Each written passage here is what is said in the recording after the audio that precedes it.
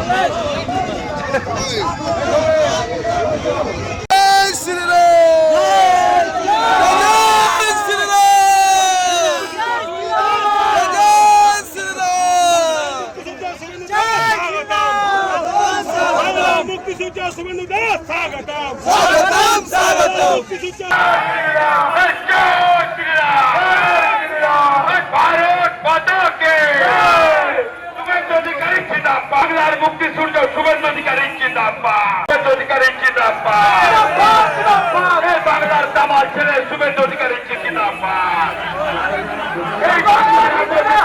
শুভেন্দু অধিকারী জিন্দাবাদ।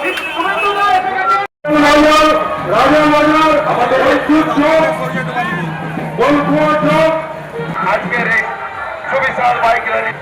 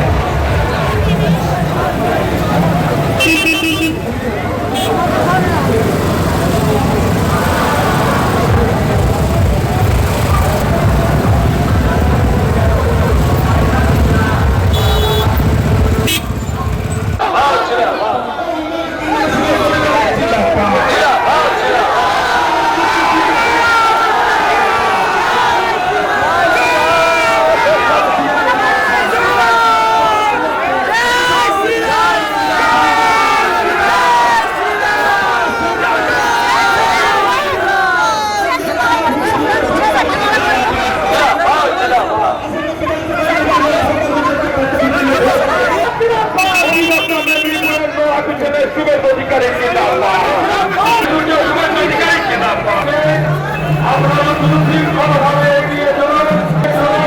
আপনারা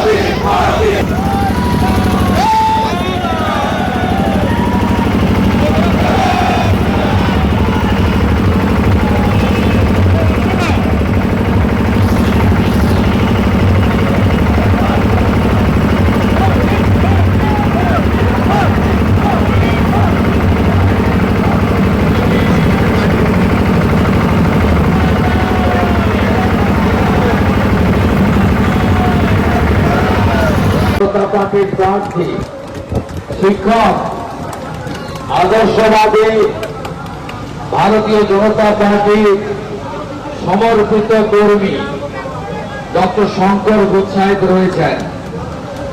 আগামী 23 তারিখে 2 নম্বর বোতাম টিপে ডক্টর শঙ্কর গুচ্ছায়েতকে পদ্মফুল চিহ্নে ভোট দেবেন। মানুষজন অত্যন্ত সচেতন, অত্যন্ত বিচক্ষণ, অত্যন্ত বুদ্ধিমান। এই রাস্তাতেই 2 দিন আগে পিসি মণি হেঁটেছিলেন, দেখাচ্ছিলেন এক ঝুড়ি লোক নিয়ে উনি হেঁটেছেন। আপনারা মুখ ঘুরিয়ে নিয়েছেন তৃণমূল থেকে। মানুষ ভীতশ্রদ্ধ, শিক্ষিত বেকার যুবক যুবতী 1 মিনিট ওই সরকারকে রাখতে চায় না। মা বোন দিদি কন্যারা আরজিকর দুর্গাপুর কসবা দখলের দেখার পরে তাদের নিজেদের নিরাপত্তা নিয়ে চিন্তিত। এই রাজ্যের মুখ্যমন্ত্রী বলছেন ভোটের পরে যেন কোনো মেয়ে রাস্তায় না বেরোয়। রাজ্যে কাজে চলে গেছে, তাদের কাছে আমার আবেদন, আপনারা গুজরাট মহারাষ্ট্রে গিয়ে কাজ নিচ্ছেন বিজেপি শাসিত রাজ্যে। অত দূরে যাওয়ার তো দরকার নেই, বিজেপিকে পশ্চিমবঙ্গে আনুন, তাহলে আর বাইরে যেতে আপনাদের হবে না। আয়ুষ্মান ভারতের কার্ড, বিশ্বকর্মা যোজনা, চোর মুক্ত পৌরসভা, ব্যবসায়ীরা অত্যাচারিত।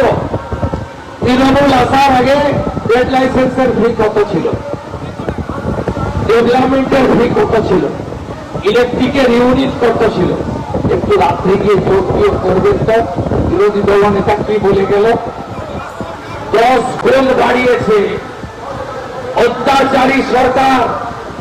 আর কিসের টাউন কমিটি, মুসলিম টাউন কমিটি কে তৈরি করলো? আমি তো মেদিনীপুরের ছেলে, লোধা স্মৃতি ভবন থেকে ছাত্র রাজনীতি করে অবিভক্ত মেদিনীপুরে 87 সাল থেকে আসি, তারও আগে বাবার হাত ধরে এসেছে। আমি তো কখনো এগুলো শুনি রে, এই কোশন তো কখনো দেখি রে। আগে গাজনের ভক্তদের উপরে পাথর ছুঁড়েছে। এরা কারা? এই মাদ্রাসাটা কবে তৈরি হলো? 5 বছর হলো। মোহাম্মদ আলী জিন্না সোনামূর্তি যে স্বপ্ন দেখতেন, মমতা সেটা পূরণ করছে। বলছে শুক্রবারটা একটু আটটু করবে, পুলিশকে হাত বেঁধে দাঁড় করিয়ে রাখে, কিচ্ছু করা যাবে না, ওরা আমার ভোট ব্যাংক, 23 তারিখে বদলা নিতে হবে। সবাই ভালো থাকবেন। বিজয় সমাবেশে দেখা হবে। এটা আমি কথা দিয়ে গেলাম, 6 মাসের মধ্যে পৌরসভা ভোট করে মানুষের পৌরসভা তৈরি করে দিয়ে যাবে।